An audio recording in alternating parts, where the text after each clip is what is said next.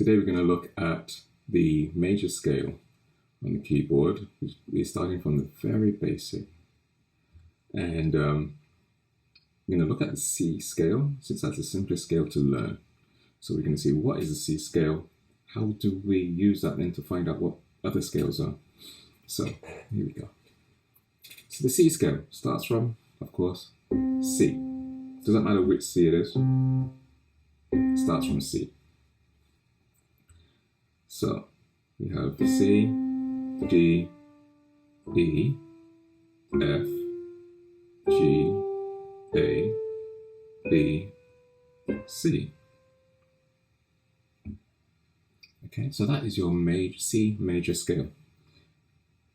Now, all songs that are in C are going to be using those notes. It's going to be restricted to those notes. Temporarily, you may use other notes that are not in that scale, but basically those are the notes that you'd be using from C to C. Well, pretty much throughout along the piano, all those white notes would be in that scale. Okay.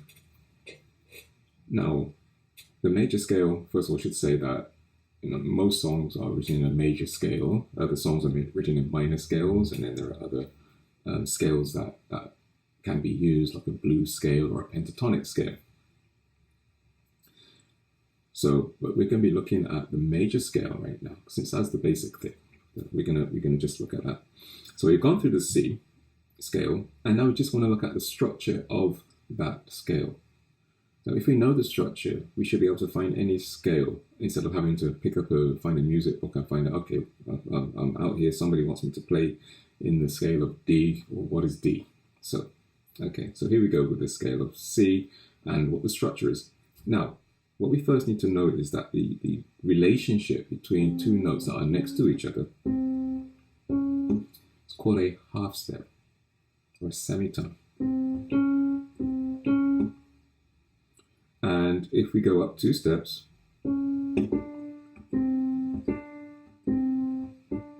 that is actually called a whole note, okay, or a whole tone, okay, a whole tone, and a whole step, sorry, or a whole tone.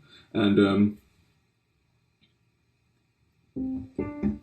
for the C scale, when we're going from the root and we want to get to that next, the second step in that scale, we have to go a whole tone.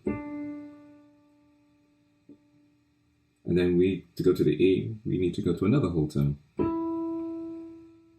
And then from E to F, that is now a half step. That's a semitone there.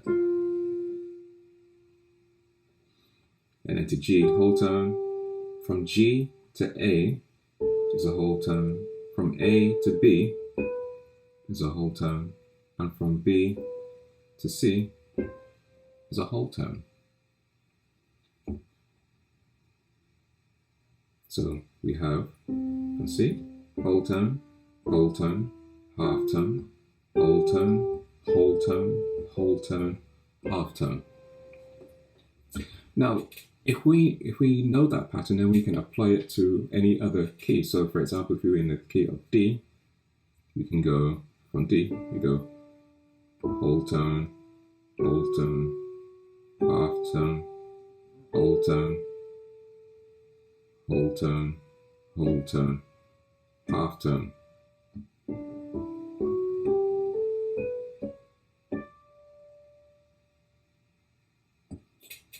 Okay, so what we want to do to make this easier to remember is to split the scale into two sections of 4 notes each. So if we consider from C to C being 8 notes, 1, 2, 3, 4, 5, 6, 7, 8, and we can split them into two groups of 4. 1, 2, 3, 4, 1, 2, 3, 4, and we're going to call it a tetrachord.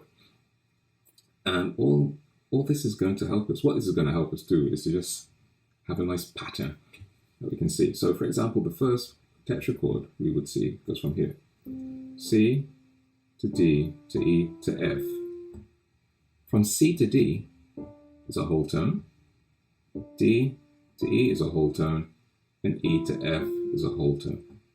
So it goes whole tone, half tone, whole tone, half tone. And then what we can do, if we skip a whole tone, we have a division between the two tetrachords as one whole tone. And what we have here, start from G, and we go whole tone, half tone. So it's actually the same tetrachord. So we go from here, whole tone, half tone. So that will give you an easy way to kind of remember or to figure out what your scale is if you're coming across an unfamiliar scale and you don't want to be picking up a book or something. So you want to just say, well, okay, how do I find F sharp scale? So if we start from F sharp, we know we're going to go whole tone, half tone, and then skip a whole tone, and then we go whole tone, half tone again. So if we hear F sharp, we go whole tone, half tone. Then we skip, and then whole tone, half tone. So the F sharp is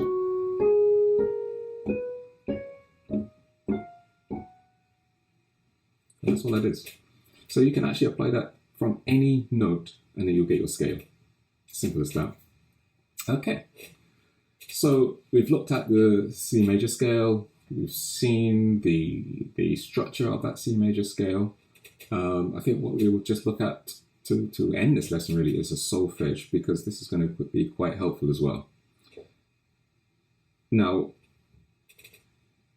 you would all have probably heard of do, re, mi, fa, sol, la, ti, do, but we want to apply that to the keyboard. And what we would do, if we're in a key of C, our C is going to be our do. So what we have is do, re, mi, fa, sol, la, ti, do. Do, re, mi, fa, sol, la, ti, do. Now, why are we going to be interested in knowing the solfege? It's going to become helpful.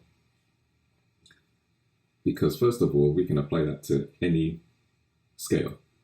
Do, re, mi, fa, sol, la, ti, do. So we can apply that there as well. And each degree, each fa, or each sol has a particular function that is common no matter what key it is. And your do has a particular function. Your ti has a particular function. All right?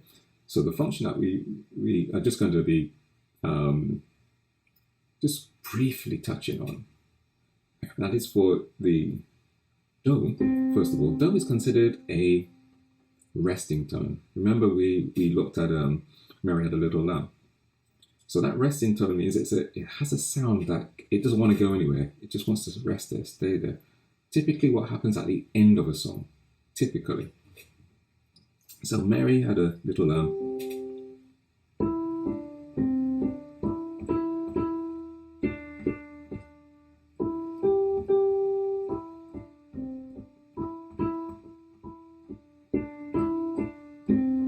Now see, it ends on that C and it just sounds like it rested.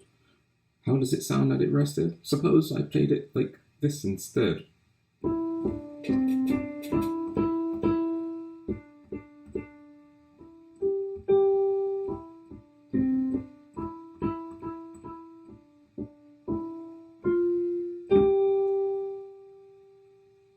Okay, so I've ended on the G, and the G does not sound like it wants to rest. It sounds like it needs to go somewhere. Right? It's kind of like as if you were talking, you were saying, I went down a road and I bought some groceries, and then I went home. That's the wrong intonation. You would say, and then I went home. So it brings it back to a resting position. And this is what you have with music. The same way with speech, you can have with music. Okay? So what I would say is to remember those things. And as we go into other lessons, we will put them to use. The so, as I said, that was a G. That was a so. So is an active tone. T is also an active tone. So if you're playing a song,